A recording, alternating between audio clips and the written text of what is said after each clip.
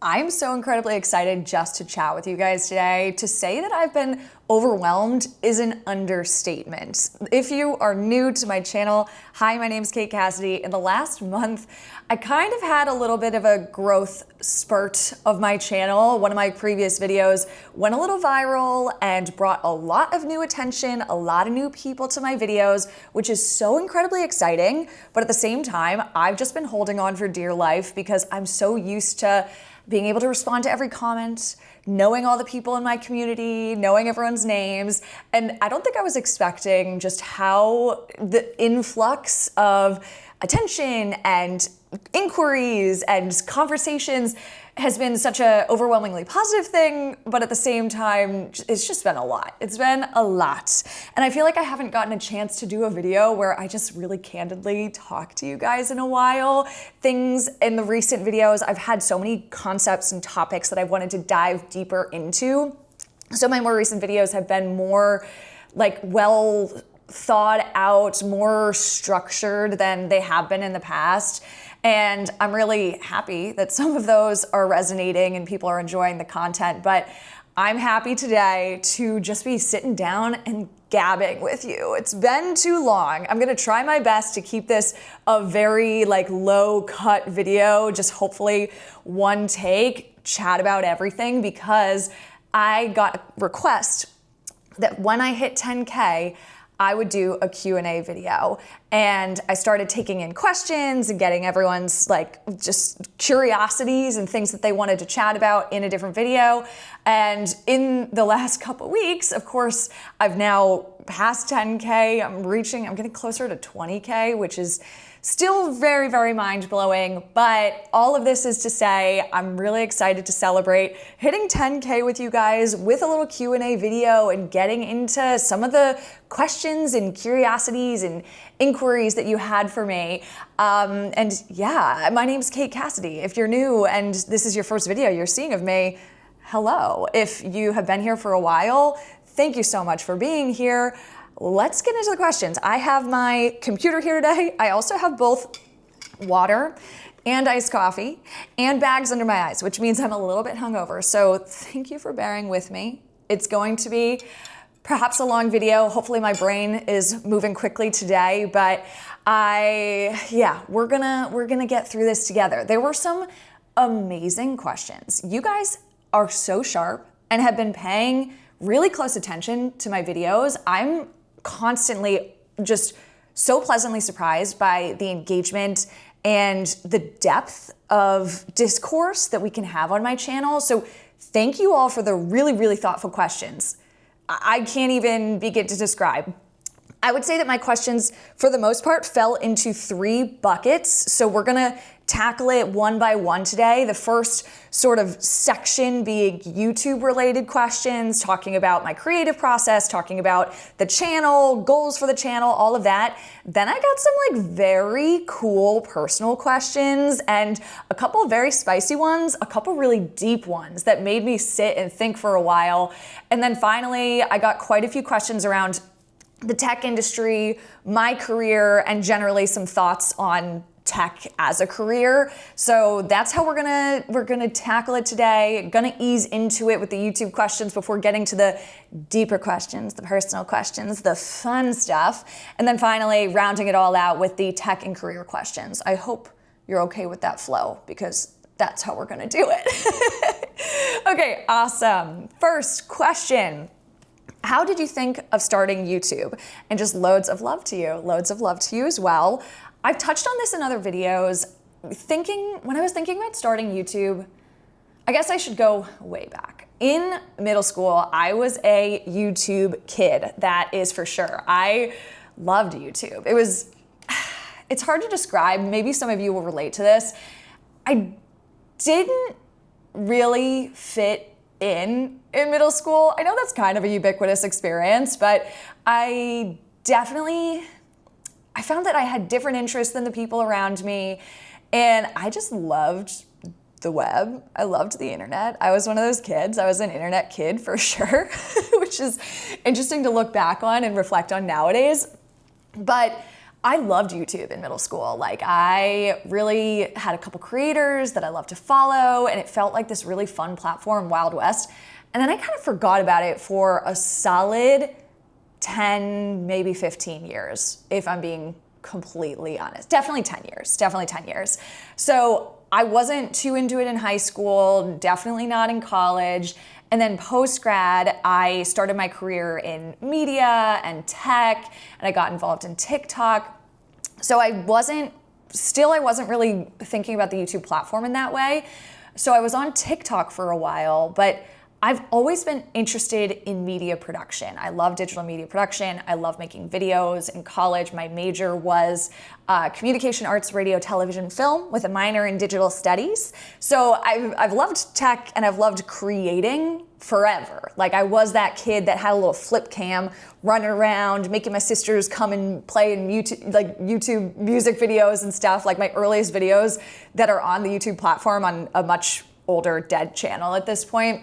They were from I think 2010, 2013.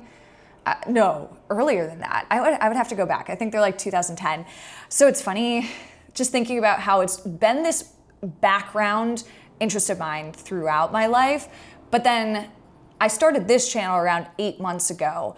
It was a confluence of a couple different things, if I'm being completely honest. Firstly, I had a big breakup last year, and I think that just opened up a ton of time on my hands for the first time in 2 years. I had all this time, all this energy, and I didn't know really where to channel it, and I had been looking for a creative outlet anyway. I'd been wanting to do something creative. I'd been wanting to just make stuff again. I had been trying painting. I'd been trying pottery. I'd been trying all these different things, and nothing really was clicking for me.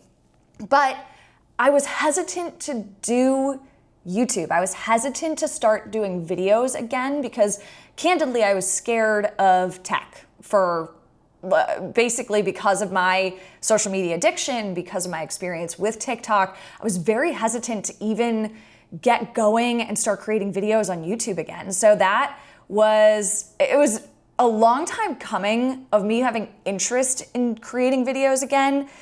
At the end of the day, I just decided to try and get over my fear as best I could and start creating and just throwing stuff up here and seeing what stuck. I also candidly, the platform itself and the scale of the platform amazed me when I started hearing about how podcasts were moving on to YouTube. The fact that YouTube has 3 billion people on the planet who engage with this platform, and the types of conversations that you can have on YouTube and the deeper engagement that you can get and the community that you can build felt very different to me than my experience on TikTok and other social media platforms in the end. So long-winded answer. I'd been thinking about things for a while. I've always loved video creation. All of a sudden, I had a lot of time on my hands and I wanted a creative outlet anyway. And I finally just had to get over my fear of the web and social media and the internet and decide I'm gonna start trying to do this, and I'm gonna start trying to dabble in a new platform and learn something new again and start creating again.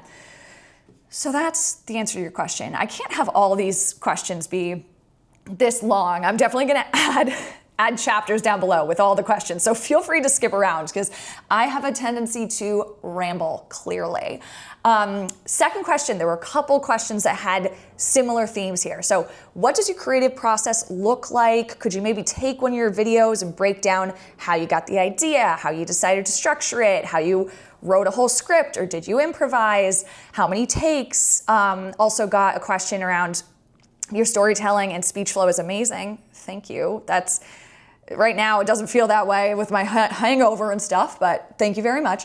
Do you actually have a script for your videos? How do you come up with ideas and topics? I struggle with coming up with video ideas. And then how do you write your script, or is it all unscripted? How do you choose a topic for the video? All great questions. When it comes to coming up with topics, I don't struggle in this area at all, because if you have followed my channel at all over the last couple months, I basically just talk about things that I'm engaging with in my career, things that I'm coming up with on a daily basis, or conversations that I'm already having with friends and family and the community that we're honestly forming on here. So coming up with topics is definitely not something I struggle with. Like, I actually have a bigger struggle with the fact that I have so many topics and concepts and threads that I want to tie together and put into videos and talk about with you guys that I struggle with actually keeping up with putting out videos for all of the concepts that I get. So like right now, I think I have 6 different videos in flight where I've already started like conceptualizing the topics and like bringing in different pieces of information and different case studies and all of that. So that's more what I struggle with. It's not coming up with the topics. It's actually keeping the output quick enough to keep on top of all of my topics. But that's also very just like a blessing of mine. I feel like I'm pretty creative. Like if I'm going out on a walk, I'm probably just gonna have thoughts flood to my head. I genuinely think, I've talked about this in previous videos, boredom is such an amazing creative tool. Go on a walk, get outside, or stare at a wall and see what comes up. Don't listen to any music. Don't be listening to a podcast. Just let your creative juices flow and topics will likely come to you, as well as the fact that once you start building a community, once you start having these conversations, you guys are so smart, and so many of your comments make me think about things in different ways. I feel immensely grateful for the conversations that we have in my comment section, because I'm constantly just getting new ideas and learning new things and having my perspective shifted on things because of the conversations we have. So genuinely, thank you so much for the comments. Keep doing it, because it also fuels my creative process. I start to learn new things, and I'm just like a creative and curious minded person, I would say. I love learning new things, and so when you guys bring up new topics that I had never even considered before, that is my favorite thing, and it's one of my favorite things about this YouTube community. Let me make sure. Okay, so that's coming up with the topics. When it comes to scripting, storytelling, my speech flow, I actually don't script my videos. I will say, for some of my more recent ones where it's like either a topic that I want to dive deeper into or bring up more real life, tangible, like case studies or, I don't know, just like topics that are in the news right now and I want to have like statistics, those I do have to outline more, and that's why you've seen that some of those videos are a little bit more structured than I would like them to be. Like there's more cutting, because I do, for those videos, I typically have an outline that I'm looking at, and I kind of need to occasionally reference back to the outline and then like get my composure, come back and film some more. So that's how I do it for the topics that I'm not as well versed in, just to like go off the cuff and chat about. But for a lot of topics, I do just have these conversations in my daily life a lot. So I'm lucky in that the fact that what I want to talk about, I also talk about in work. I also talk about with my friends. So when it comes to that storytelling aspect, it just kind of flows. So I think if you are starting a YouTube channel, try and find some topics that you really enjoy talking about, and it'll be easy to talk about it. I also was, like I said earlier, I was a communications major. Talking is something that I've always been able to do. There are some horrendous videos, like family home videos, that my mom would film of me and my sisters as a kid. I have 3 younger sisters, all of us within 4 years and 2 months of each other. So that's a lot of girls all at once. And so there are some home videos of us as a kid, and I am just such a freaking camera hog. I always like was running up to the camera and wanting to talk to the camera. And so of course, this is where my career has come to as well. I also have done, like I'm in like the sales side of things in the tech industry. So all of these things really tie into that communication style as well. So just talking and communication just is one of those things that I have to do all the time. So if you are trying to improve on that, just do it. Just iterate, just keep doing it, and you get better at it over time, I promise. And then when it comes to, it's mostly improvised. I don't really write a whole script, but I do outline. Occasionally when I'm out on one of my walks and I'm conceptualizing a video, I will have a line pop into my head. And if there's like a nugget, like a line that comes up, I'm like, oh, that is so good. That I have to write down, and that it's like a little bit more scripted, but that's typically just like one sentence where I'm like, oh, that was so good. Let me write that down. Let me make sure that I can get it into the video. So I do that. And then editing, I have been trying to keep my editing process as just like nimble as possible. That's why my videos are kind of pretty chill. Like there's not a lot to it. I only do one take. So here we are, a one take video. Hello. And then occasionally I'll like have to cut it up a little bit. I have all these editors reaching out to me being like, let me do your thumbnails, let me edit your videos. Right now, the way I'm thinking about my process, I wanna keep it as low lift as possible so I can just stay in control of my topics. I don't want my thumbnails to be these tacky, like lots of colors, clickbaity. I already feel like I've had to make my thumbnails a little bit more clickbaity than I would like it to be. But in general, keep the process pretty low lift, and that's how you can create more and more. That's what I've found to be pretty helpful. Yeah, so next questions. Two really good questions that I'm glad someone asked and brought up because I haven't been able to touch on this yet. I've seen on your channel that you did a few travel videos, but why and why did you quit? And then secondly, why did you private some of your early videos and more recent videos? Great questions. Let me take a sip of water. Oh my God. Filming while hungover is tricky. Great questions. So when I started this channel, didn't really know what I wanted from it yet. And I say I'm still less than a year in. I'm very much iterating, figuring out what I like to talk about, what sort of conversations I like to have. All of this is still kind of coming into place. Like I'm just seeing where everything goes right now, if I'm being completely honest. I love traveling. So when I did start my channel, I thought like, oh, this would be so fun to share some of my traveling videos, like, and maybe do travel vlogs. Like I didn't know what I wanted to do. What I found out very quickly is I actually hate vlogging. Guys, I hate vlogging. Don't expect that from me. It's so much editing and it's not fun for me. So I went to Guatemala in December and I was like, oh, I'm gonna do my first travel vlog. I'm gonna get all this footage. I'm gonna make a video out of it. And then I was sitting down to edit and I was like, this is just not my passion. I don't like doing this. And that's okay to realize this is not actually a way that I wanna take my channel. So I have a couple travel videos still up right now. It's not gonna be a center point of my channel anymore. I just really you can just know this about me. I love traveling. I think expanding our horizons and generally expansive experiences are something that I seek out in life, whether it be traveling, meeting new people, having interesting conversations. Like I love doing all of that stuff personally. And I think having those types of conversations fuels my channel in different ways, but it's not gonna be like, I'm not a travel channel is what I've realized. I like talking to the camera too much. And then why did I private some of my early videos and also some more recent videos? Another great question.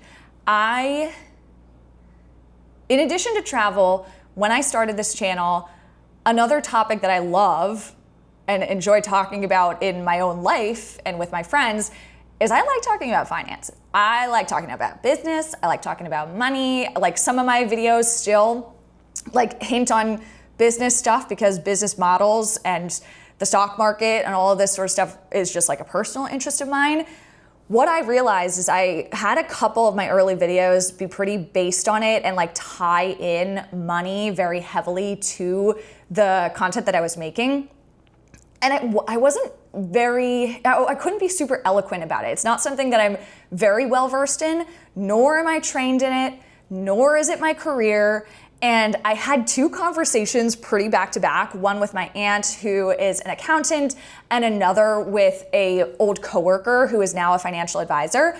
And both of them brought the very, very poignant point up to me that you can actually get in serious trouble if you are doing financial like literacy advising basically, and if someone takes advice from stuff that you put out there and then like loses all their money or something, basically finances are just a very regulated space and a place you need to be very careful in having those conversations.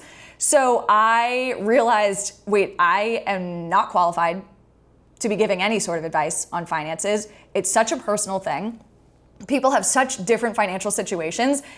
It's not something that I want to talk about on my channel anymore. And I privated all those videos. Unfortunately, so many of my earlier videos did touch on money and finances in some way or another, which is really unfortunate because I had these like monthly check-in videos and resets that were super candid and conversational, but I talked about money in every single one. So I had to remove all of those. Actually, now that I think about it, maybe I could like edit out the money part of it and keep those on, because there was a point in time where I was putting out 3 videos a week for a couple month period of time, just to get better, just to iterate, just to do like, just to hone my craft, iterate and learn more about what I wanted to do and what I was excited about for this channel. So it was a really cool period for me, but some of those videos just aren't relevant anymore. And then I think another thing, just completely honest here, when that recent video of mine started blowing up, I got a little frightened. I got a little scared, you guys. I got a little scared. It's scary putting yourself out on the internet. There have been some aggressively rude people in my comment section. People are so entitled in that they think that they can comment on just some really, I don't know, like personal things. And I have a couple videos out there that were very personal, and I was a little scared that this newfound attention that I was getting would like flood into that, and people would, I don't know, judge me or leave more rude comments. So those more heartfelt videos I did private in this kind of wave of growth that I'm having right now. If that video starts to calm down, maybe I will unprivate those. But those felt so much safer when it was my cozy little community and we all were being so kind and nice to each other. But the hate comments are something that I'm still navigating. I don't find, like, it doesn't really matter much to me. Things bounce off me pretty quickly. I just know, hey, you're a person on the internet. You're probably dealing with your own insecurities. It's okay, whatever, if you want to take it out on me. But the really personal videos, I was like, ooh, maybe I should keep those topics a little closer to my breast right now. I don't know, still kind of navigating how much I want to like share. So I'm happy to do this video where I'm having much more candid a conversation with you guys. Okay, another talking break, 1 sec. I have such a habit of rambling, so I hope you guys are okay with that because this video might get a little long. What are your goals for the channel? Amazing question. I'm still figuring this out.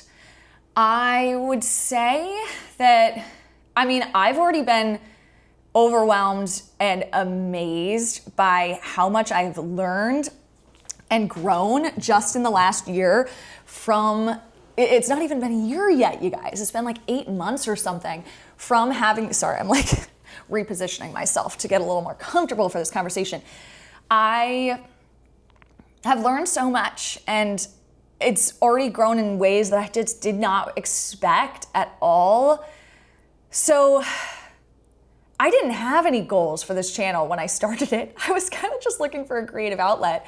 And now I've started actually having goals, which is a really interesting thing to realize. I don't think I realized the power of this platform. I don't think I realized how cool it would be to have conversations with you guys, to build what feels like a really awesome and sharp community of people who are critical but not cynical and who like engaging with similar topics to what I do and are very like-minded. And I love, like, I have, some of you guys are just so kind and give me so much, I don't know, just like amazing ways to think about the world. I feel really, really grateful is what I'm saying. So thank you for being here. Right now, as it is today, my goals for the channel, I would say, media and tech and AI literacy are things that I'm very passionate about. It's my career, but I think that a lot of people don't understand these topics fully and things are very inaccessible sometimes about the industry. So I want to make videos that make things more accessible, that tie in different concepts that people might not realize are intertwined, and just have interesting conversations with you guys. Like, that's the immediate, that's what I'm loving doing right now. And then for more of a long-term goal, I would say, and I'm sharing this right now, this is subject to change, so take this with a grain of salt. I'm loving the community that we are building. And I really want to build a separate space where we can all connect, where a lot of us like-minded creatives and people in the tech industry who are critical and like want to connect with each other. I want to build a space for us where there isn't the same monetization structure underlying the entire platform in the way that has turned so many of these platforms ill over time. Like the fact that Instagram used to feel like this innocent place. I mean, even YouTube, thank you to our host YouTube. But even YouTube, like eventually, because of monetization being the backbone of all, like ad-driven monetization, I should say, being the backbone of how these platforms are being built, it has all these second order effects of things starting to get more addictive, the algorithms being really like engagement harvesting and farming, the creations itself and the creatives, I feel like get really pressured to follow certain styles and copy trends. And I hate all of that, if I'm being completely honest. So especially as like a techie myself, as someone in the tech industry, I would love to build some sort of alternative, and this is gonna sound crazy, but like an alternative social network that's a little bit more true to the early days of the internet, like more forum style, more just truly based on community, not flooded with AI, not flooded with addictive algorithms, just truly a space for us all to connect more authentically. And that's my short-term vision. Longer term, gosh, I'm spilling so much in this video. Longer term, this is my moonshot. This is my insane goal, you guys. I would love to build, this is gonna sound crazy because it's a lofty goal. I would love to build an alternative search engine. You're gonna think I'm crazy. But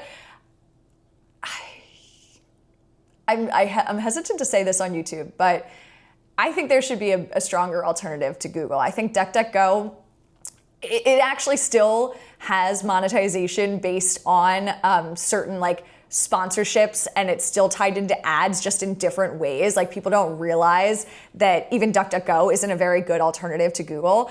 So that's kind of what I'm passionate about in like the short term, community building, alternative social network. Long term, more of an entirely different infrastructure that isn't built on ad revenue being the primary monetization source.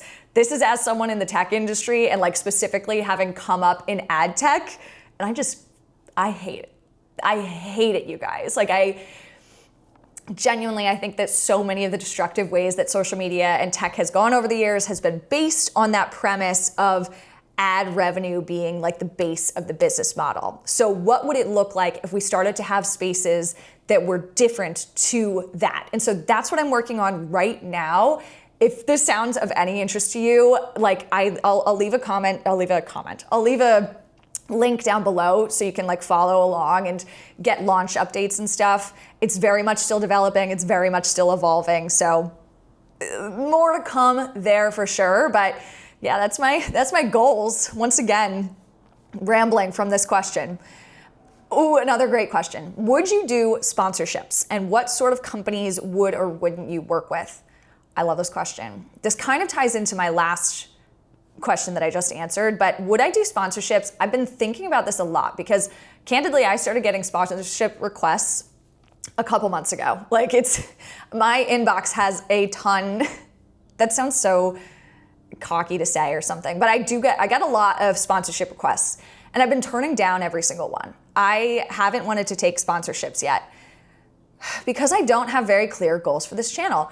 I don't want to cheapen the conversations that I'm having with you guys, the type of conversations that I'm able to have with a broader audience. I don't want to cheapen that by throwing in a BetterHelp ad. Like, I don't want to do that. And that's fun fact. BetterHelp was actually the first sponsorship request I ever got. And I have turned all of them down. So in this short term, I don't plan on taking sponsorships. I'm also in a very lucky situation where, I work in tech. Like, I don't need the money. And I feel like I was at a conference about a month ago, and this was my first time like talking with other creators now that I have started actually building up this channel more. And it was really interesting to hear how different creators think about the way that they're building their channel and the sponsorships and business models and all of that.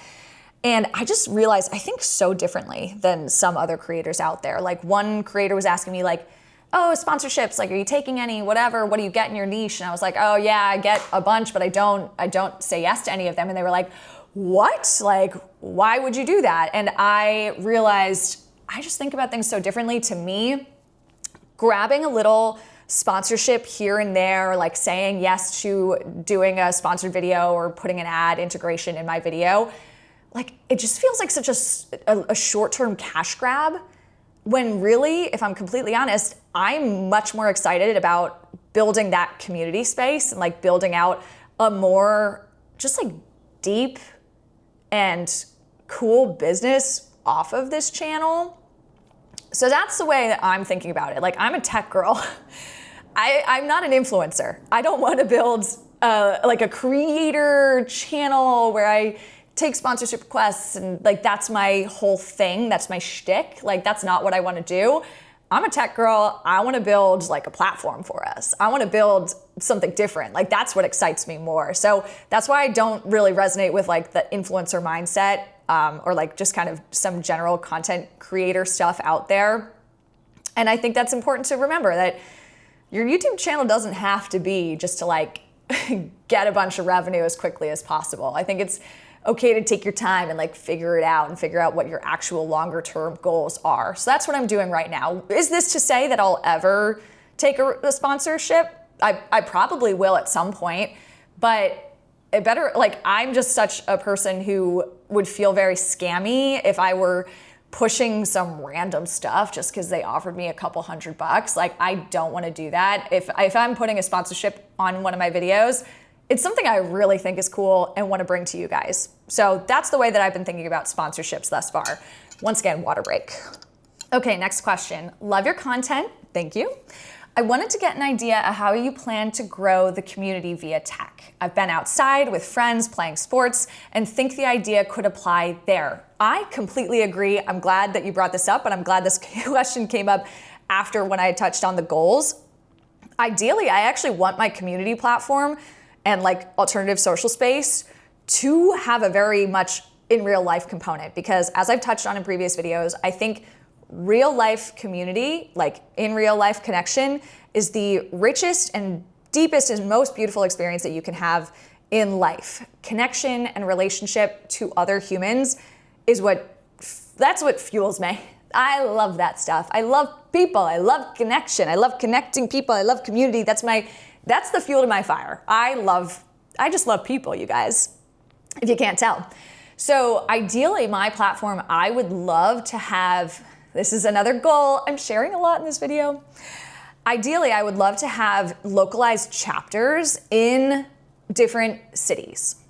So I want a New York chapter, I want a DC chapter, I want a San Francisco chapter, I want chapters everywhere, and having just both a connection space online and regular connections in person, because I think that's really what people crave. I think with the internet getting so kind of like, how do I put this? Saturated and boring in some ways, and AI starting to take over and slop and all the stuff I've talked about in previous videos, I think that people want and crave genuine human connection again and are feeling more called to get back outside, to get back offline. So I want to have a space where we can connect offline again and have like real dinner parties once a month, or a park hang, or some other cool events. So that's, again, just a long-term lofty goal here, but that's what I want to do. Like, I want to meet you all.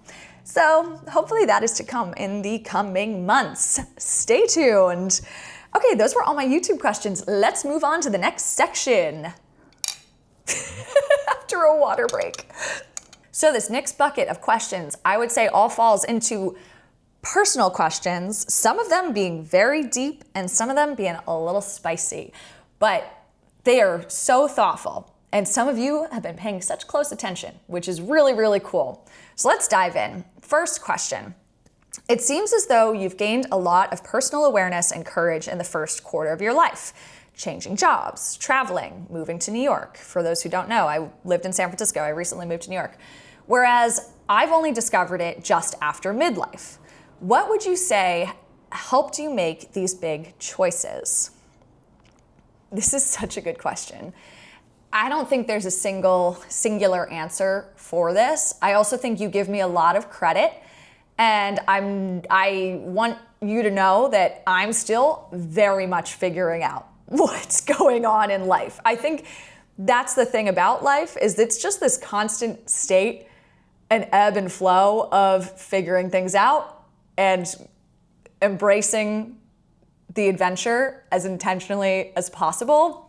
So it's not like I'm an authority on this space, but I do feel like I have in recent years gotten to this place where I feel really balanced and grounded in a way that I didn't feel in my earlier 20s or at any point earlier in my life. I think in general, I've always been someone who's oriented to say yes to things and say yes to experiences and be open to what life has to offer.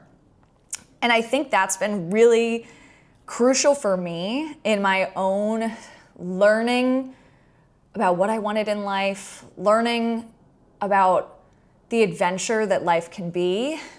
Oh God, this question is really, really interesting and so hard. I guess what I'm saying is a lot of this did come intuitively to me. Like, I say yes to things. I want to have conversations with strangers. I want to be open to experiences. I want to expand my horizon. I'm generally a pretty just open-minded person. And I think that has been with me from a very young age. But I think that 5 years ago, Kate wouldn't have realized you don't need to have life figured out. If you ever get to a point where you are 100% confident about something and you're feeling really stable and whatever, something is going to come along and rock the boat and completely reshape the way you think about things, and your perspective is going to change. So I think I've just gotten to a stage in my life where I recognize things are going to change. And I have this propensity to make these like loud proclamations about my life. I'm like, I'm moving to New York and I'm changing everything and whatever. I just like to make these loud statements sometimes. But that being said, I know for a fact 3 years from now, I'm going to look back on this moment and think, oh my God, 28-year-old Kate thought she had so much figured out and she still had so much to learn. And I'm excited to see what evolutions happen over the course of the next 3 years. Because if 28-year-old Kate, like me, myself now I look back on my 25-year-old self and I'm like, oh my gosh, that was such a funny age in my life. And I thought I knew some things, but I didn't have it all figured out yet.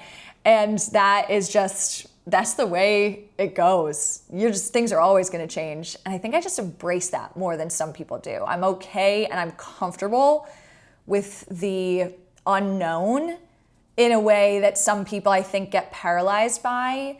And I used to have this rigid mindset of thinking things needed to be linear, thinking I needed to have everything figured out at once.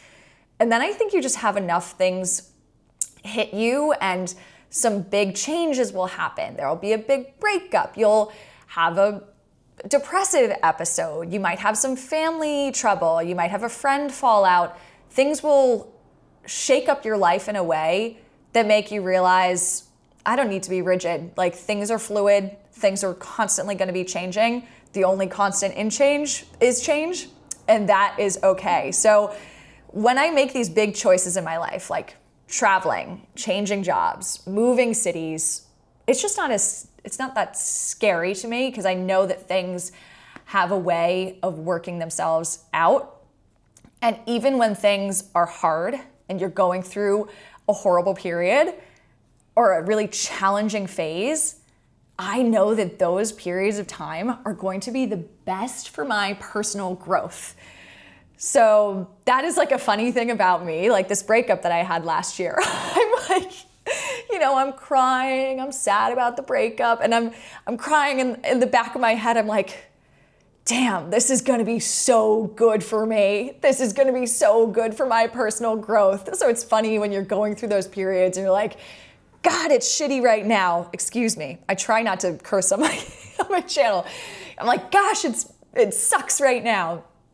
But I'm gonna learn so much from this, and this is gonna be so good for me. So anytime those challenging periods come up, I just like embrace it because I know it's gonna be awesome. Like frankly, the first couple months here in New York have been turbulent. Like I'm not gonna lie, it's been ups and downs, but I have learned so much about myself in this last couple month period. And that's the way life kind of presents itself to you. So anytime you're making these big choices, just like embrace it, lean into the change. It's gonna make you uncomfortable, but it's gonna be so good for you in the end. So that's the way I approach life.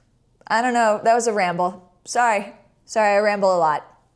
Another amazing question. This question, I saw this come in and I was like, this is awesome. In your new long form content, I notice you sometimes dip a toe into what may be considered political or controversial. I remember you've said at one point you were a social justice warrior. I was. Do you intend to keep cautious around these topics? What is your thought process behind that? Amazing question. I think, yes, I was a social justice warrior. Let me go back in time a little bit. I grew up in Washington, D.C., which is the capital of the United States, if anyone doesn't know that. And so I have always been in a very political environment from a young age. My parents weren't in politics, but I had friends' parents, and generally in DC, you're kind of always brushing up against politics of all administrations, all different types, but DC itself is definitely a pretty liberal bubble, I would say. Like it's pretty blue. And like my mom grew up there as well, so I'm like multi-generations from DC, not actually like a transient family who like moves in for a certain administration. So I think if you're from DC but not involved in the government, like that's a different way of living in DC as well. So I truly believe politics are kind of infused in everything. Like everything is inherently political in some way or another. So a lot of my topics, yes, they could be construed as political, and they have political bents to them. I was a social justice warrior. Maybe I can include some pictures here, but like I've had blue hair, I've had pink hair, I've had purple hair. I was in college. I went to a pretty politically engaged college. I knocked on doors to like get out the vote. And I used to have these flaming arguments with people who disagreed with me. Me and two of my roommates in college, we had this tendency and this crazy knack to have pre-games and invite people over and then like just bait people into arguments for the sake of just like riling up the crowd or something. It was a very funny way to, I don't know, like have some fun, like just like social justice warrior having fun. What I realized, and I've come to realize over the last couple of years, is I had such a black and white way of thinking about things. I really truly believed it's my way or the highway. Like I thought I knew what was right and what was wrong. And if you didn't agree with me, then I didn't want any involvement with you. And I've reflected on this a lot. It's not something I'm super proud of, but if you are in certain circles, that's just the way that you are kind of wired. Like it can be such polarizing rhetoric, and you can get so wound up in it, caught up in it, and not really, it's a very closed-minded way of looking at the world. I think something that's been really beneficial for me in the last decade of my life, especially in my 20s, is after leaving college, I've moved to a couple different cities. And even in college, I went to school in the Midwest. I went to the University of Wisconsin-Madison, which is a kind of like a liberal school, but it's in a state that is like very diverse politically. So for the first time in my life, I was engaging with people who had different perspectives than my own. And then in my 20s, as I've said before, I love having conversations with strangers. I love learning from people. I love traveling and expanding my horizons. And what happened in my 20s is I started traveling the US much more than I ever had before in my life. And I started having conversations with people. And I approached it with a more of an open-minded mindset and a curiosity to learn about their background and how they came to the conclusions that they did and how they came to the opinions that they did, rather than coming at it at a place of judgment, which had always been the way that I approached politics in the past. It was black and white thinking, judgment if you don't agree with me. That's how I used to be. Then I started realizing more and more, no one's like, these aren't bad people. If we disagree on something politically, that's very much okay, because people come to different conclusions in their own lives through their own experiences, from what they're exposed to. And I just recognize now that everything is a gray area. Like there is, like, anytime you're falling into black and white thinking, it's so rigid, it's not open-minded, and I really try and avoid that in my life now.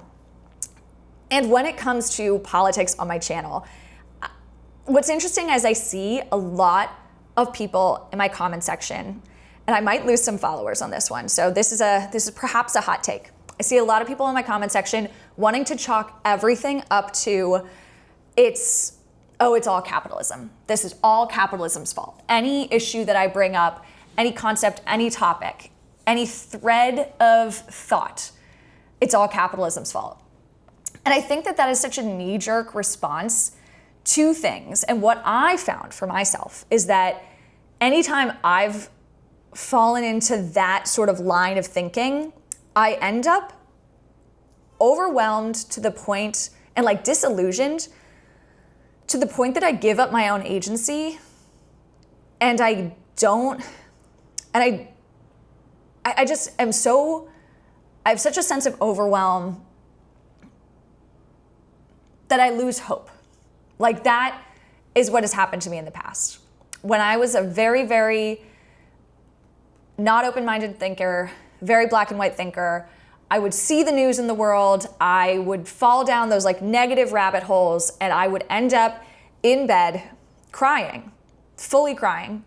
I couldn't sleep. I had big insomnia problems because I would have such a sense of overwhelm of all of the injustices in the world, and I felt like I couldn't do anything to help.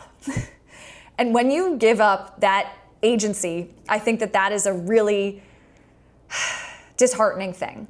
So the way that I approach things now is, sure, maybe capitalism is at the basis of a lot of issues that we're dealing with in our daily lives. But what good is it just to say, like, oh, it's all capitalism's fault and I'm just gonna go cry in bed now? That's not the way that I approach life. I choose myself to be optimistic and to take agency. And so when I am coming up against something, I no longer just like throw up my hands and decide, oh, I can't do anything about it. I think, how can I, within the bounds of this capitalist system that I live in, how can I still help, especially on a localized level, because I think that that's where you can not have as much of a sense of overwhelm, is on a localized level, and how can I make an impact? How can I help in the ways that I can, even if it is just like a little thing chipping away at something or another? That's what helps me. Very long-winded point to that conversation. I wouldn't identify as a social justice warrior anymore, just because I've lived so much more. I've had so many more experiences, and I've met too many people in my life and been able to have enough conversations where I learn about different ways of thinking, different perspectives, and I just soak all of that up, and I realize any time in my life where I've thought in a black and white sense, it's just been so short-sighted. And so now when I think about politics, when I think about my channel, when I think about the political issues that I brush up against in my topics, that's kind of the background. That's what's going on in my head. So am I going to be cautious about these topics? I guess in a sense, because I don't know, like politics isn't necessarily what interests me. It's like the concepts themselves, and I think there are inherently some political things tied into it, but I'm probably not going to be as overt in like calling out the political side of the things. Like I'll leave that up to you to go there if you want to in the discourse, and we can have those conversations in the comment section. I hope that all makes sense. Follow-up question. Do you have any interest in sustainable living alongside with intentional living? I think this kind of ties into my political thing. I think that I subscribe to the belief that if you have too many issues at the forefront of your mind, that can really lead to that sense of overwhelm that I was talking about earlier. So I care about sustainable living, absolutely. But is it one of my like top 3 issues that's always in the forefront of my mind and I like move through the world thinking about these political topics? I would say no, it's not. Just because I think every person, you kind of can have maybe 3 main issues or topics that you care about or things that you want to engage with more deeply in order to not have that like overwhelm, disillusionment, and feeling just like you can't make any sort of change. So I have a couple issues that I would say are like higher priority and I keep more in the forefront of my brain. But sustainable living, I definitely care about. It's just not like at the forefront, if that makes sense. Again, hopefully I don't lose too many subscribers there. Like I hope you understand what I'm talking about. A couple other political questions. I think that I refer back to all the politics ones. Substack, I had 2 questions about Substack. 1, if I would start a Substack. 2, do I think it's a healthy space for exchange, or do you think it's going to develop into a Twitter? I personally think it might develop into a Twitter. That's why I've been hesitant to get on Substack. I love writing. I had a newsletter for a bit. I'm developing my newsletter again. Stay tuned for more information there. But excuse me, I just burped. Sorry about the hangover.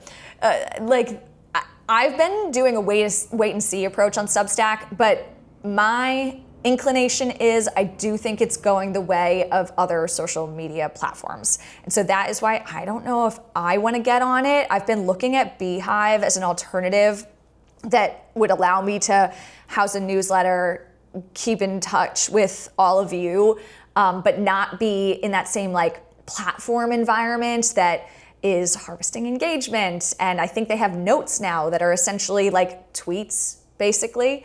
So I've been doing a wait and see approach on Substack. Do you want me to have a Substack? Like if you really care, let me know in the comments. Maybe I can make one, but I've been hesitant because I do see some things that's making me think it's trending the way of all other social media.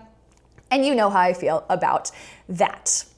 How do you consume news in a way that protects your energy? For example, what time of day? How many days of the week? This is a challenge for me as I'm very empathetic and sensitive. I feel you there, as I said earlier, about me crying in bed and not being able to sleep because of all the news I used to consume. I used to consume news every single day. I was a primetime, guys, I was a primetime CNN watcher. I would get home, I would turn on CNN and then I would watch the primetime lineup. Like this was me at 21. I was so involved in the news and politics, and but at the same time, my mental health was bad. So I would say I don't really consume the news super regularly because I do think it leads to overwhelm and disillusionment. Localized news, I pay attention to. So I would say find a couple localized news publications just to stay involved with local politics and things that you can actually make more of a regular, ready impact in your own community. That's something that I would highly recommend. And then for me personally, I have a couple podcasts. That's the way that I stay in touch with news. I probably listen to a podcast every single day, but it's not always like the hot news story. I'm not up to date on current events in the way I used to be. I'm much more choosy in selecting podcasts that are doing deeper dives on topics that I really care about. And I do that regularly throughout the week. And that's how I avoid overwhelm in general. I'd say something that helps me is just giving up and realizing I don't need to be involved and up to speed. I don't need to be up to speed. If something really drastic is happening, if there is a big news story out there, I know that somehow that will make its way to me. Like my family will text me, friends will ask me questions about it, and that's when I'll realize that I need to brush up on what's going on. But because of my empathetic and sensitive nature, I don't stay that up to date on the news. And I know that past Kate, again, social justice warrior Kate, primetime CNN news watcher 21-year-old Kate would judge the heck out of me right now. But that's where I'm at in life today. Who knows, a decade from now it could change. That's the beautiful thing about life. All right, question. I am trying to reduce my reliance on the algorithm. Amazing. Therefore, I'm looking for recommendations from people. Are there any recent books, albums, TV series, games, or films that have struck a chord with you? So many. Amazing question. A couple different books, I would say. I'm going to mainly recommend books because I think that that's just like a very rich and slower way to engage with topics. And for me, reading has been a very helpful and healthy physical alternative for when I used to fill my time with social media or being on a screen. I think reading is such a good way to get off of screen and like still be engaging with really fun stories or learning about things. And so that is why I love books. If you have not read Tomorrow and Tomorrow and Tomorrow by Gabrielle Zevin, it's a beautiful book and I highly recommend it. It's worth all of the hype. It has definitely been the one that in the last year or so has struck the deepest chord with me, and it's so personal. It's fiction, but it's written in a way that's just beautiful storytelling, really rich character development, and an amazing plot point. And I love the way that she plays around with time. It's beautiful. Recently, on the nonfiction side of things, I typically always have like a fiction and a nonfiction going at the same time. The Anxious Generation by Jonathan Haidt. I've been recommending it throughout the course of these videos, but if you haven't read it yet, it's so good because it just ties in so many different concepts and so many different issues that we've seen in the last like 3 decades of society that has led up to this point of social media being so detrimental to the mental health of the younger generation, specifically this kind of older Gen Z period of time where me being smack dab in the middle of the anxious generation, were given some of this tech at too early an age without understanding the consequences of it. And the way that that has evolved to have like increased anxiety, a lot of different issues. Like I don't want to speak off the cuff on this one. You're just going to have to read the book. It's amazing. Another 2 books. 2 years ago or so, my New Year's resolution was more short books because I don't think you need to like push yourself and be overwhelmed by picking up a 500-page book every month. That's just too much for me. So more short books, and 2 very fun short books. I love books that have a fun storyline, but also a little bit of a spiritual element to it and like make you think about more of a philosophical topic. I love The Alchemist and I love The Dharma Bums. Great books, great books. And I'm currently reading Why We're Polarized by Ezra Klein. Ezra Klein is, he's a daddy. I'll say it, celebrity crush. Ezra Klein, didn't know I was gonna share that on the internet. But I just love the way that he thinks. I love the way that he approaches topics and the way he has such like a balanced approach, but also you can really hear his voice in his writing. And I think in the age of AI generated content, like finding thinkers that you really love their voice and the way that they engage with topics is such an amazing thing. And so he's a wonderful writer. He's a wonderful podcaster. Why We're Polarized. It's just a story of American politics and how over the last couple decades we've started veering further and further away from each other and how the party system has come to be the way it is. And I think all of us need to understand the history behind that more. So that's what I'm brushing up on. What YouTube channels do you look up to? Amazing question. I really love Kara Nicole. She is like kind of similarly, maybe even someone that I would look up to in terms of how I think about my own channel. I love the way that she talks about different topics and she does deep dive video essays tying in culture, media, finances and money, but like in fun, really fun topics that she'll deep dive on. So really cool video essay format. That's Karen Nicole. I don't watch a lot of lifestyle people. Like, I'm not a vlogger. Like I said earlier, I'm not gonna be vlogging myself. But there's one that I love, and it's Caroline Winkler. I think I have a sense of nostalgia for when I watch her channel, because she also is like based in DC. That's where I grew up. Excuse me. So that's where I grew up. And so I just like love seeing it. And I think she has a really cool way of storytelling, thinking about the world, sharing her life in a way that's very real and humble and personal, but also informs you on interesting things like interior design and relationship anxiety. Like, I just like the way that she approaches her creation. If you're not listening to or watching the Ezra Klein show, like I said before, he's daddy. Anna Howard. Okay, she is a cool new podcaster, also based here in New York. I was lucky enough to have a chat with her recently. I love her content. She does deep dives on really like personal, intentional living sort of topics, cool ways of thinking about social media in a podcast style, but her editing is so fun, and it's just such a different format than I am used to and seeing in my podcast. And so she's a really personal, engaging storyteller, but she also has like this really fun editing style that I think is amazing. And then I just love being at this era in my life, in my late 20s, because I feel like so many of my friends have started getting to this point where we all are realizing perhaps our corporate careers or our careers have been a little unfulfilling on the creative side. So a lot of my friends have started creating again and are doing interesting art forms and stuff. So another one of my favorite creators here on YouTube is Graham Lindsay. He is a filmmaker who is focusing right now on more like short, really beautiful cinematic short films that he films just based on diving into people and places and getting these really personal like outlooks on a specific topic in a really like short form, short film, digestible format. So check out Graham Lindsay as well. Next question. So many people feel they need to travel halfway around the world to see cool things. But what are things in your area that are interesting, cool, special, and worth visiting? What a great question. Let me take a sip.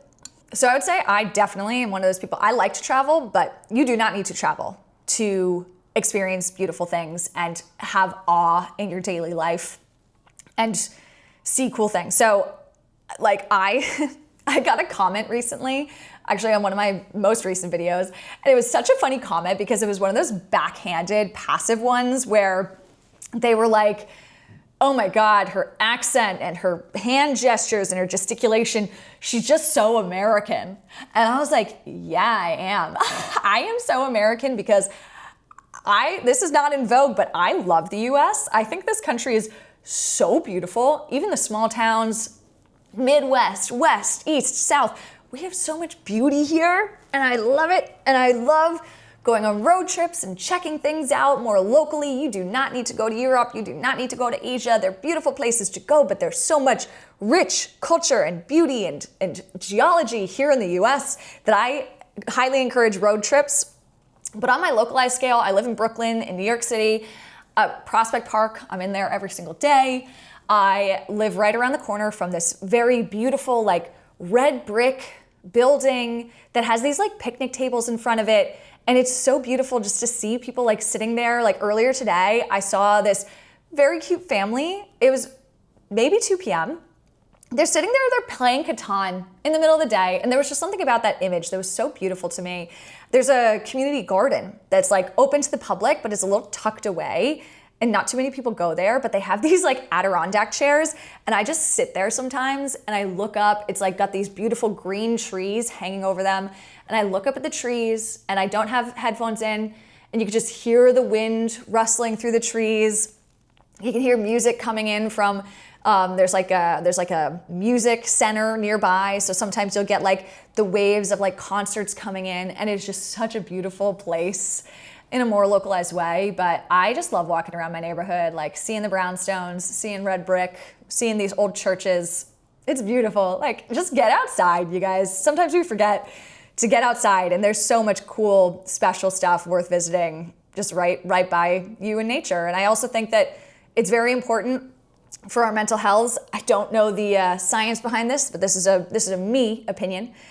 Seeing open horizon lines and being in open spaces, be it like a valley, getting to a lake or an ocean, seeing an open horizon, I think that's so important. Having that sense of awe, just to remind yourself, whatever problems you're dealing with in your daily life, they are not the end of the world, and we are so small in the universe. Fun fact, one of my biggest fears as a kid, I get overwhelmed by things. My biggest fear was that gravity would turn off and I would fall upward into the galaxy. Like, I genuinely was like, this is horrifying. What if gravity just stops working and I fly up into the stars? And that really scared me as a kid.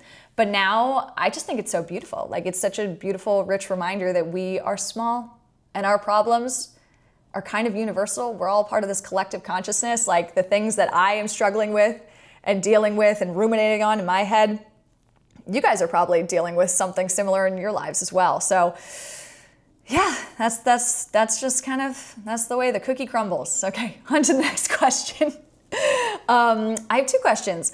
What was the moment you decided to delete your social media, and what's next for your movement? Whoa, movement. That's amazing. Wow. I'm just like a little floored at calling this a movement. That's really cool.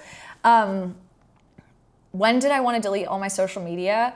It was a long process. I think I'll punt that to another video because I'm talking too much. It was not a one moment where I decided I had to quit everything. It was a series of things. Like, Snapchat went, and then a couple months later, what was the order? Snapchat went, a couple months later, Facebook went, a couple months later, Instagram went, and then finally, the last stronghold was TikTok, and I finally deleted that eventually. But there's a whole video where I talk about that process at length, so I encourage you to watch that. Am I married? No rings on these fingers. Excited to be married at some point in my life, but I got some crucial components missing right now, if you know what I mean. So finally, tech and career questions. Wow, we're making our way, quite long making our way. What will be the future of tech jobs? I am not an authority. Let me just say that I'm not an authority. These are all my own personal opinions and the way that I see trends in the industry coming to be and coming to existence. I think tech jobs are still very much growing. I think that tech is just going to change. Like, we have to embrace the fact that everything's going to change. And if you can embrace that and ride that wave and figure out how to navigate and learn new things and not come at things from a way of being like, oh, this is not the way that I used to have things. Like, as long as you can be open-minded about it, I think there will always be tech jobs if you're interested in tech. I do think that, I talked about this in a recent video, software engineering in particular is going to be a lot less of a valuable skill as it has been up until this point. I think it's unfortunate that for maybe a decade or so, probably longer, I don't really know the history here, but like, there was a generation that when we were growing up, we were told, go get a job in tech. It's going to be good for you. It has good benefits. It has good pay. Like, engineering is such a good skill to know, especially software engineering. That was like the rhetoric that we grew up listening to. And now, of course, like, software engineering jobs are some of the first that are being automated by the way of AI, and software engineers are building their own replacements really rapidly right now. So I'd say make sure that in addition to those hard skills like coding, whatnot, make sure you're also good at soft skills, because soft skills are going to be more and more valuable. That's what my gut says in the coming years with AI starting to make more and more of an impact on the industry. How strong is the industry that you work in? I mean, in terms of growth, I'd say it's very much still growing. AI is changing things, but it's definitely still growing. I mean, tech is pervasive in our society. Everything is tech. That's a lie. Go outside, touch grass. Not everything is tech, but a lot of things that we rely on tech. How did you pivot out of social media without feeling like an imposter when working in marketing or working in a full-time job that connects you to that world? That's something I'm currently trying to figure out as I delete these platforms. What a good question. This is a great question because I was in advertising tech, and I remember post TikTok, so I left TikTok, deleted my TikTok, then the next advertising tech job that I started, like going into the office and not being able to connect with your coworkers on social media. People always have questions like, whoa, you're not on Instagram, blah, blah, blah. So I would say I never really experienced that imposter syndrome. I think that not being on social media is honestly a bit of a superpower. If you don't have to, like if you personally are not falling by the way of the algorithm and falling into rabbit holes and like getting engaged, and instead recognizing that social media is a marketing tool and staying sharp on trends and way that platforms are changing and all of that. If you can separate the professional use from social media and the social, like your personal social use of social media, that's actually like a really powerful thing. So this question's hard for me to answer because I never really felt that way. I also don't work in marketing, I should say. Like I'm a sales girl, I'm a business development girl. Does my job and does my career have marketing tied into it and advertising and media strategy? Yes, but I myself am not like a marketer by trade. So this is a hard one for me to answer. Sorry, I feel like that wasn't a very gratifying answer, but I think if you can keep your professional and your personal social media usage separate, and if you can stay up to date on the platforms while thinking about them as a tool, not as something that you need to be addicted to in order to like stay up to date on like the hot trends and the hot topics, I think that that's actually just like a really cool thing. I personally am still on LinkedIn because I find a lot of news very helpful from LinkedIn, from industry news, I should say. So that's important. How did you improve your communication for your job? Good question. Like I said, it's kind of been intuitive. I studied communications in college.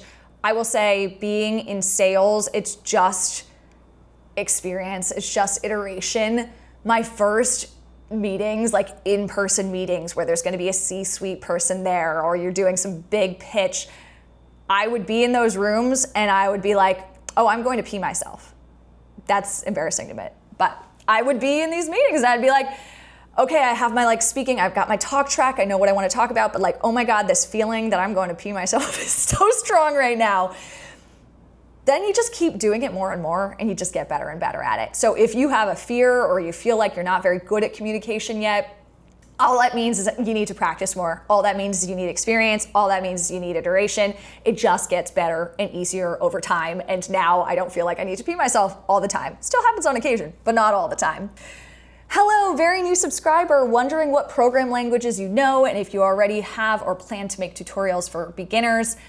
Hi, new subscriber. Thank you for being here. I'm not a programmer. When I say I'm a tech girl, I love tech. I'm deep in the tech industry. I work with startups. I work with enterprise companies. I myself am not a coder. I am a business development. I'm a sales, marketing, all that sort of side of tech, business operations. That's my jam. I'm not a coder. I don't know programming languages, so don't expect tutorials from me. Sorry about that. I got a really cool rambling question. Never apologize for a rambling question, you guys, but some of the meat of the question was, what do you think about alternatives like Mastadon, PeerTube in the case of YouTube, or Bluesky? Are these going to be VC money and American preferentialism continued, especially with Bluesky? Do you think that Bluesky can avoid the VC-driven convenience and enshittification, or is that unavoidable? This is an area I haven't really gotten to dive into and research as much as I would like to. I'm interested in Bluesky. I am wary of the fact that I think they have said, I looked this up recently, I think they have said that they are thinking about monetizing via ads. And whenever I hear that, my gut is just like, I don't know how I feel about that. So I'm just wary. But I think it's really cool that people are building alternatives, so I need to just do better due diligence. So I don't want to answer this question without having proper research. I want to do a video on these soon. And I personally just want to engage with these sort of alternatives soon, but I'm not there yet. So sorry that I can't answer that question very well. Related question, what about a more established, convenient video platform alternative, Vimeo? Is it Google's golden handcuffs on creators that they are not pushing harder for Vimeo's adoption? And what is your perspective on Vimeo, or is Nebula better than Vimeo? I do not know Nebula, I will be honest. I don't know Nebula. Vimeo is, I mean, I've used Vimeo for years, especially having worked in the film industry and like made content for years. My career professional reels, I used to house on Vimeo. So like my editing reels, my short films, my involvement with like music videos and stuff, all of that I would house on videos. But Vimeo, I used to think of Vimeo as more of a portfolio site because it doesn't have that engagement or community building, but that was years ago. So I also don't want to like misspeak on this. I don't know if Vimeo's platform has changed too much, but I think that Google does have golden handcuffs on creators. I think the fact that everything is monetized, that there is a path to monetization for creators on this platform will incentivize creators to create for this platform. And I think that that is just a little bit of a golden handcuffs. I also think if you want to spread a message, there needs to be an element of discovery on a platform. And so fortunately and unfortunately, Google and YouTube does have that like discovery engine element to it where you can make a video and it can reach a pretty wide audience. And so like for me personally, that's why I love having these types of conversations on YouTube, is because I wouldn't have been able to meet you unless it was through YouTube. So I'm grateful for YouTube in very, very many ways, but I don't think you get that same level of connection and community building that you do like on YouTube by using Vimeo. Do you see free or Libre and open source software as a good way to fix the tech industry? If not, what are other ways that you think of it that you think could ensure software is written for good and public good and not making money alone? Such a good question. Again, this is an area that I'm not as well versed in as I would like to be. So I'm gonna research this more and hopefully bring it into future conversations and videos. I'm sorry, I don't want to misspeak on this one. So I'm gonna let this one simmer in my head and try and bring it into a future video, but I don't have a good answer. It's really hard trying to make stuff and like software for the public good and not for just making money. I think that especially in the tech industry, we are so hardwired to think about things as like, how am I gonna make this business that scales? How am I gonna make software that reaches billions of people? And I think we just need to unlearn wanting to scale so aggressively. Like, it's okay to build things that don't scale. It's okay to try and keep things smaller if that means you can have a deeper connection with people and drive more good. But it's hard. It's hard. So I don't have an answer. I'm sorry. I'm going to think on that one. Next question. Do you think we would benefit as a society from some things going back to being done directly by humans as opposed to being outsourced to tech?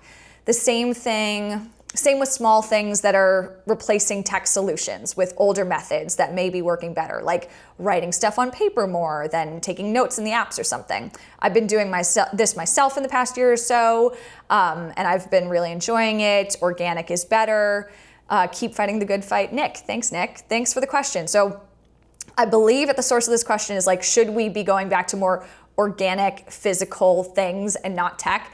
I personally believe, like in my own life, I get so much benefit from doing things not on a screen, doing things not on tech. If I'm having like my best creative juices flowing and I have ideas, it's writing on physical paper that makes things sink into me so much more and lets me have like these deeper deeper conversations within my own head. Like I'll be able to just do deeper thinking, I guess is what I'm trying to say. Deeper thinking if I'm doing it on pen and paper. I love books. I have my record player. I love records. I have my film camera. For me, that's a really personal way to have like a slower way to create and engage with beautiful things that I see around me in a photography format that only has like 36 pictures on a roll. So instead of taking 36 pictures of one sunset in a single setting, because I have my digital camera and my phone on me, having that film camera like forces you to slow down, forces you to have a deeper connection with what you are doing. I made a whole video on this topic exactly. So I encourage you to watch that, but I definitely think, like, personally, when it comes to living intentionally and trying to have a richer and deeper life, like having alternatives to things that are not based on screens is really powerful. So I encourage you to watch that video, but like those are little ways in my life that I do it. I completely agree with this premise for like an intentional living and personal mindset. Like I really get a lot of value from physical writing, film photography, records, books, things that aren't related to screens. So I agree with you on that one, Nick. We're getting down to the final questions. What is your favorite website that isn't the typical big, what is your favorite website that isn't the typical big social media companies? Guys, sorry, I was not good at popcorn reading in school, if you can't tell. That's such a good question. What are the big, sorry, now I'm readjusting how I'm sitting again. It's been a long video. Favorite website that isn't the big social media companies? My gut wants to say Craigslist. Like I love any website that still looks like the old school internet. Like there isn't a bombardment of dopamine hits, videos, photos. I love sites that look like that. Sites that look like Wikipedia or Craigslist. I love that sort of stuff. Anytime I go on a website and it's like a old school person's blog and there's no ad inventory on it and all the links are just like blue boxes that you can click, love that sort of stuff. Excuse me. I would also say that, I used to love StumbleUpon. I don't think it exists anymore. I went back and tried to find it recently, but we need a new StumbleUpon because StumbleUpon was amazing. It allowed you to just like have one platform where you could cycle through and get exposure to so many different independent created sites. And that was just such a really cool discovery platform that I loved as a kid, and I wish we would bring it back. Someone build StumbleUpon 2.0 for this day and age, please. I think that is something that people are wanting. It's not what I'm gonna build, but I want you to build it. Someone out there who's watching this video. All right, final question. We know that you are critical of tech, but what is your favorite bit of tech? I mean, I love tech. I love tech. I am critical, but I love it. So what's my favorite? I mean, I love filmmaking. I love videos. Like that has always throughout my life been a through line. I love making stuff. I love creating. And I think video is such a cool format. So video capture is really, really cool. The fact that you can now have like color as well, really, really cool. Like all these things that we forget about because they've become so commonplace and easily accessible these days. Like this is tech that didn't exist like a century or so ago, which is mind-blowing when you think about it. I mean, and like more recently, you guys, Waymos are pretty cool. I'll say it. The first time I got in a Waymo or a robotaxi, I was hesitant and I was like, this is weird. I don't love this. It's a strange feeling. And I was like living in San Francisco. There was like such a hype. Everyone was like trying to get the code to get in on Waymo early and stuff. So we were riding around on Waymos and I initially was hesitant and didn't love it. And then by like the fifth ride, I was like, oh, this is kind of cool. This is kind of awesome. They also started mapping the city better. And I feel like once you actually had more like streamlined ways to get from point A to point B instead of like a 40-minute roundabout because they only mapped certain streets in the city, that made it a lot cooler. But I do think that I'm curious to see where robotaxi technology goes in the future. Like, is this just a phase? Is just a fad? Is this just a cool thing to like take a video of when you're in your robotaxi? Or are we gonna see this be more and more prominent and across different cities in America? And what will that do for traffic patterns? What will that do for humans needing to drive cars? Are we going to need to own cars anymore? Like, is this going to be a supplement to public transportation? All these things that I definitely am curious about and kind of keeping in the back of my mind, staying up to date on those news cycles for. So yeah, man, that was a long video, you guys. If you made it to this point, power to ya. All 2 of you who have made it here, thank you for being here. I appreciate that you find any sort of value in my content. Thank you so much for being here. I hope this video helped you get to know me a little bit better. Please share your thoughts in the comments down below, because I, as I said before, love getting to know you as well. That's one of my favorite things about YouTube, is the actual community that we can build here and the actual deep conversations we can have. That is so special and something that I wasn't expecting when I started my creating journey. So thank you. Thank you for being here. Thank you for blowing my mind. Thank you for teaching me things all the time. And hopefully we get to do another one of these Q&A videos, I don't know, another couple months or so. We'll see where the channel goes. We'll see where the channel goes from here. But thank you for being here from the very beginning. I appreciate you all so much. We will talk again very soon. Bye.